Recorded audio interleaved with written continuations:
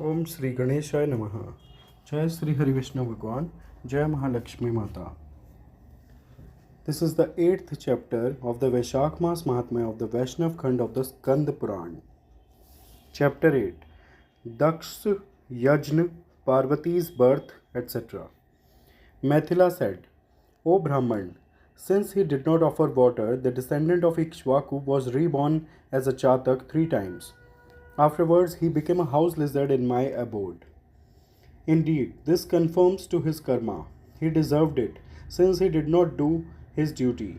It was said by you that he was born as a vulture once and as a dog 7 times.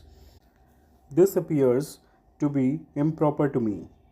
Good people were not injured or censured by him, nor were pitiably helpless persons. Since he did not resort to good people, he may certainly not have had the benefit thereof. Indeed, his act did not amount to harassing others, because he had not caused harm to them.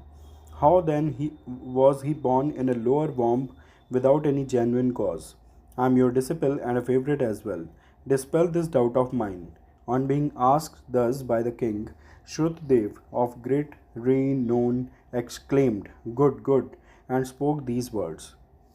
Shrutadev said, O sinless king, I shall tell you what has been asked by you. The same was recounted to Pārvatī by Shiva on the spotless, pure peak of Kailash. After creating all these worlds, he evolved 2 ways of sustenance for them. Ahiki, pertaining to this world, and Amusmiki, pertaining to the other world. Each of the 2 ways of sustenance has 3 factors. The Ahiki, this worldly, consists of service through water, service through cooked food, and service through medicine. Whatever these are, O highly fortunate one, they are the causes of sustenance in this world. In the same manner, O king, 3 factors have been proclaimed in the Shruti. That is, service to good people, service to Vishnu, and service to the path of virtue, Dharma.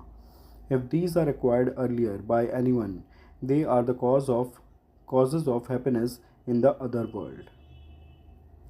Just as the food prepared and got ready at the house serves one's purpose during the journey on the way, so also the ahiki, this worldly, causes serve their purposes immediately. But if something desirable and desired by the pious people becomes unbearable for any reason whatsoever, O king, it causes harm and injury. Is it to be specially mentioned then as to what is displeasing to them? It is clear that it will cause misery. In this context, they cite this ancient anecdote as an illustration. It causes the destruction of sins. It is exceedingly wonderful. It causes horripilation to those who listen. Formerly, Dakṣa, the patriarch, got himself initiated for Yajña. He went to the silver mountain, Kailash, in order to invite the lord of goblins, that is, Shiva. Shambhu, with a desire for his Dakṣa's own welfare, did not get up on seeing him. He thought thus, I am the sire of all immortal ones. I am eternal and I am approachable only through the Vedas. These leading suras, including Indra and Chandra, moon, are my servants who offer tribute to me. A master should not get up on seeing a servant. The husband should not get up for his wife. The preceptor should not get up for his disciple. This is the opinion of those who are conversant with the scriptures. Shruti lays down this also, that an alliance by way of marriage is no cause for seniority at all. He whose strength, knowledge, power of penance, and calmness are greater shall be the senior to the others. The lower ones shall be the servants. If the master and other seniors get up on seeing the servants and others out of excess of affection, the longevity, wealth, fame, and progeny of those people perish immediately. I therefore shall not stand up, as my father-in-law is dear to me. Thinking thus, with the welfare of Dakṣa in view, the Lord did not move at all from his seat.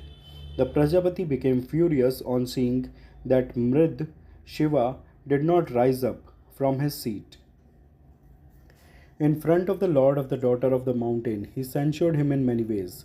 Alas, the haughtiness of the unlettered, indigent fellow. An old bull reduced to mere skin is his asset, wealth. That is why he holds the skull bone. He is approachable to heretics. How can fortunate grant him auspiciousness as he is proud for nothing? In this world, the knowers understand pious acts only through their performance. This poor fellow, who is afflicted with chillness, wears the sacred hide of elephant. His abode is cremation ground, and his ornaments, they say, are serpents. He has neither courage nor knowledge. Both of them had fled from him who is on a par with a wolf. He is always in close intimacy and association with goblins, ghosts, evil spirits, and other vicious beings. Nothing is heard about his ancestry. He is not honored by good people. Formerly, I was wrongly led to believe in him by the vicious minded Narad. Urged by him, I had given my daughter Sati to him. She too had become one, following a separate dharma. Let her stay happily in his house. Neither this fellow nor my daughter are to be approved of in any respect like the pot of a potter that has reached the hands of a Chandal. Thus, Daksh of deluded soul did not invite Uma or Shiva. He scolded him in various ways and went home silently. Thereafter, he went to the sacrificial chamber, continuing to censure the great lord. In the company of Ritviks and sages, he performed the Yajña as per sacrificial procedure. Excepting Brahma and Vishnu, all the devas arrived there.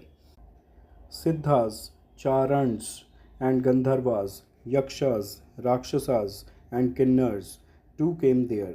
At that time, Sati, the gentle and meritorious lady, was tempted due to her womanish fickleness. She became eager to witness the festival and meet the kinsmen who had assembled there, though she was prevented by Rudra. Though she had been dishonored and insulted by her father, she decided to go due to the fickle nature of a woman.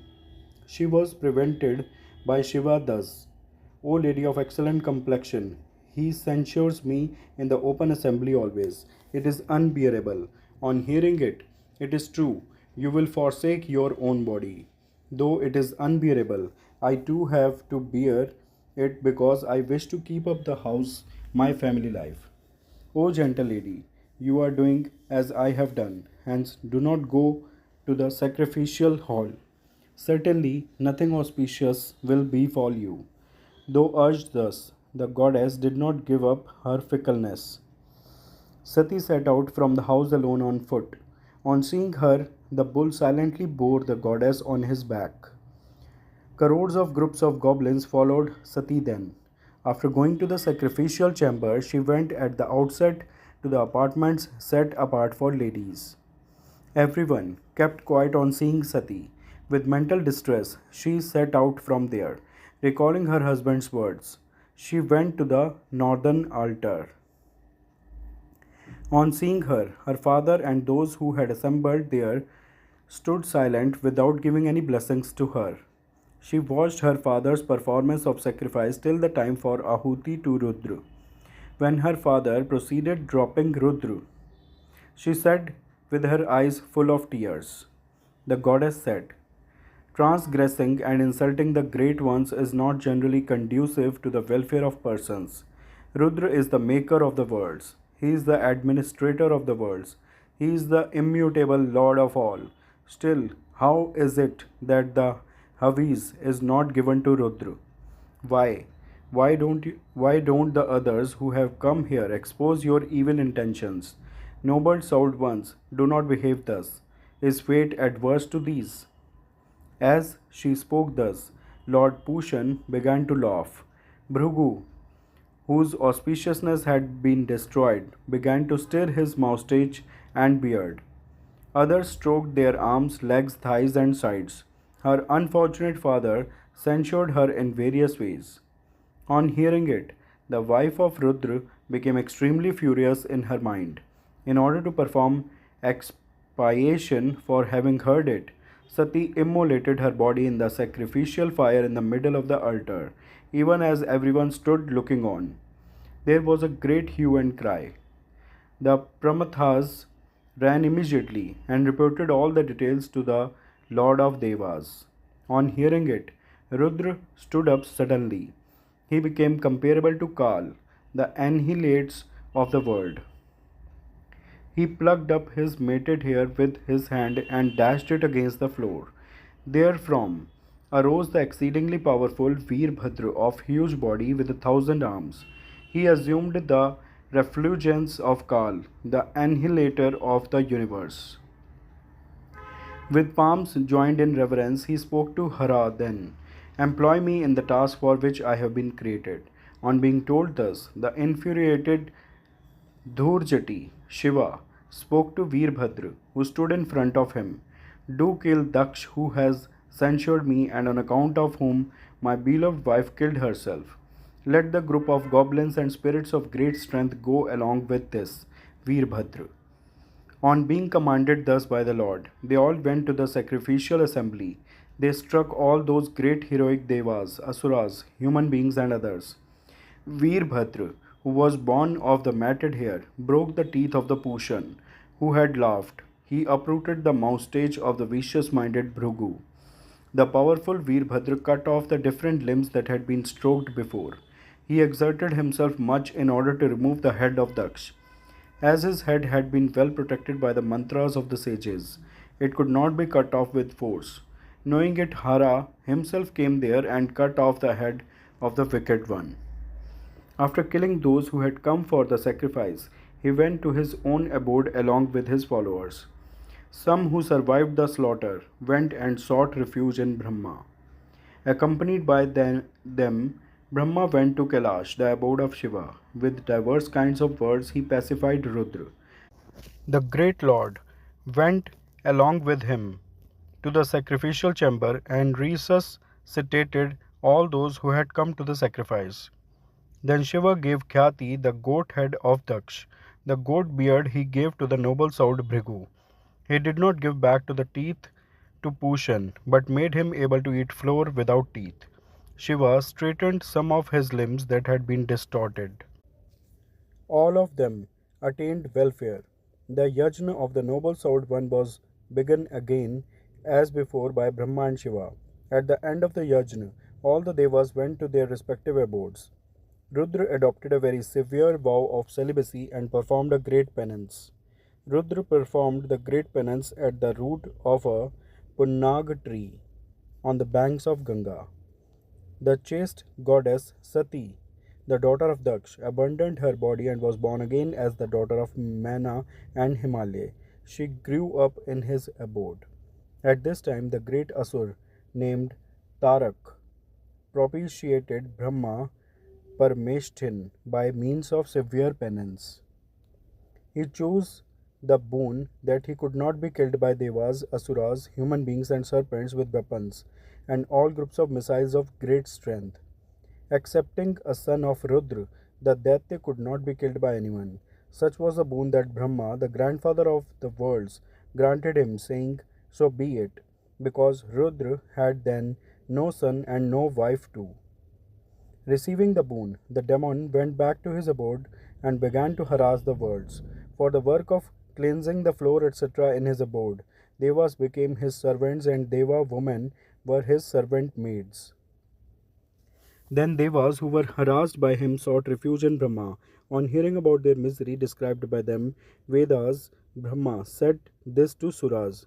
O Suras, at the time of granting the boon, I have given the wicked one the boon that he could not be killed by anyone except a son of Rudra. Formerly Sati, the wife of Rudra, abandoned her body in the sacrifice. She was reborn as the daughter of Himalaya. She is known as Pārvatī. Rudra is engaged in a severe penance on the top of Himalaya. Unite Rudra, the Lord of the worlds, with Pārvatī. Again, in the abode of Devendra, the Lord of Devas, the chastiser of Pak, had consultations with the leading Devas who had assembled there along with Dhishan, Brihaspati. For the sake of his task, he remembered Narad and Smar. They came there, and the enemy of Baal, that is Indra, spoke these words to him. Kindly go to the Himvan and enlighten him with your words. Your daughter was formerly Sati, the daughter of Daksh and wife of Hara. Separated from him, she is engaged in penance on your peak along with 10 girl companions. Mrid is also engaged in penance on your peak. Employ his beloved one in the service of Mrid. She will become definitely his wife. He alone will be her husband. On being directed by Indra thus, Narad approached the mountain and did everything as directed by Devendra. Afterwards, Indra called Kam and spoke this to him. For the sake of the welfare of Devas and for the good of Mrid, too, you go to the penance grove of Rudra accompanied by Vasant, spring season. Manifest the features of Vasant that cause flutter of love in the heart. When goddess Pārvatī is near Mrid, discharge your arrows and allure the great Lord to her. When their union takes place, our task shall become immediately fulfilled. On being commanded thus, Smar said, "So will it be," and immediately set off. He went to that forest along with Rati, Vasant, and his entire retinue. By means of his power, he created an untimely spring season throughout that beautiful forest, served by a gentle breeze. Once the Lord of Devas was delighted with Parvati's service. He took her on his lap and began to speak to her something. Smar decided that it was the time for the Lord's union with his beloved wife. He took up his beautiful and delicate bow and stood behind Hara. Making a tree as his screen to hide himself behind, he discharged an arrow. He fitted a second one too and exerted himself to discharge it. Becoming agitated in his mind, Mrid began to think, "My mind will not waver thus at all. By whom has it been defiled?" Worried thus, he turned and saw Kam at his side. With great fury, he opened his eye on the forehead and kept the goddess away from his lap. From his eye, a blazing fire issued forth, terrifying all the worlds. By it, Manmath was burned immediately along with his bow. Observing the fulfillment of their task and suspecting punishment to themselves, Devas, Vasant, and Rati fled to heaven. The goddess became frightened. She closed her eyes and ran far off. In order to avoid the presence of a woman, Mrid vanished from the scene. Indra, who was desirous of doing something pleasing to Rudra and at the same time what was conducive to his good, attained unfortunate result. One should expect the worst in the case of one who does something very displeasing. Hence, the descendant of Ikshvaku, the dull-witted one, who was always unfavorable to saintly persons, did not perform the rite of serving good people, which would have been conducive to his own welfare. Great misery was experienced by him, and further he was born in a lower stratum to beings. Hence, one should render service to good people which accomplishes all purposes. Since he did something displeasing to Rudra, Smar experienced misery very much in his next birth, though he was a great lord. Those who listen day and night to this meritorious legend shall undoubtedly be liberated from births, deaths, old age, etc. 8th chapter of the Vaishakh Maas Mahatmya of the Vaishnav Khand of the Skand Purana is completed. All those who are listening, please stay with me. Jai Sri Hari Vishnu Bhagwan. Jai Mahalakshmi Mata. Friends, please like and share this video. Also do subscribe the channel. Thanks. Hare Krishna. Hare Krishna.